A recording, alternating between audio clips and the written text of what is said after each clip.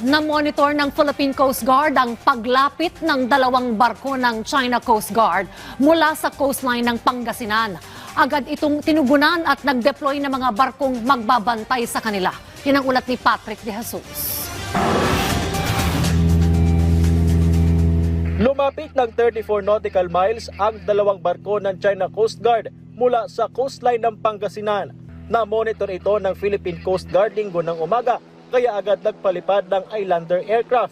Hindi sumagot sa anumang radio challenge ang mga barko ng China na may bow number 3301 at 3104.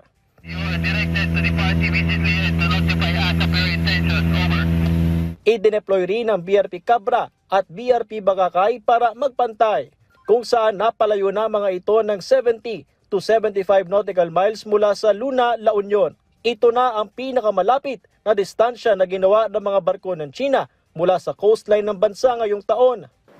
From Mindolo, and then umakyat siya ng Pangasinan at ngayon nasa La Union. We still don't know where will be the final area na kung saan maglalagi itong China Coast Guard vessels na to.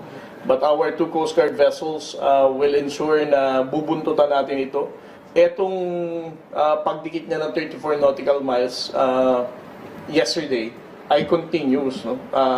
Kumbaga, na-detect natin siyang lumapit ng ganun, but it never stayed there for a long time. No? Isang buwan naman nang nagpapalitan ang mga barko ng China Coast Guard sa bahagi ng Exclusive Economic Zone ng Pilipinas mula Zambales. Muling bumalik dito ang The Monster Ship noong Sabado, pero ayon sa PCG ay naitaboy na itong muli ng 120 nautical miles mula sa coastline ng bansa.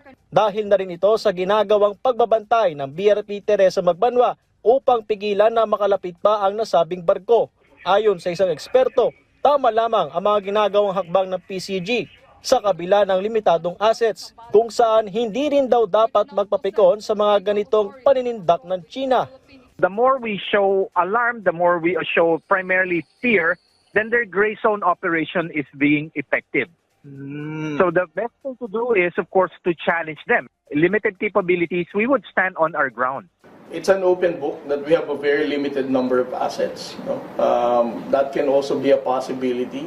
On the part of the Philippine Coast Guard, we are strategically managing our limited resources. As far as the Coast Guard is concerned, we are adhering to the guidance of President Bongbong Marcos. No? Ilang beses niya na itong sinabi, we should not be the reason to escalate the tension. We are not instigators of war when we are a peace-loving nation. Samantala, kasunod ng pagkakahuli sa mga dayuhang Chinese dahil sa umano'y pang-espiya kung saan kabilang sa tiniktikan ng mga ito ang naval docks at Coast Guard stations, tiniyak ng PCG na may mga sistemang nakalatag upang hindi magkaroon ng leak sa kanilang mga operasyon. As far as the personnel on board, the Coast Guard personnel are concerned, they are properly vetted, no?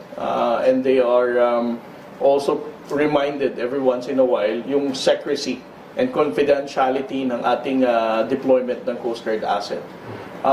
We also have different ways to do background check to our personnel na siguraduhin na they will not be the source of leak ng ating movement.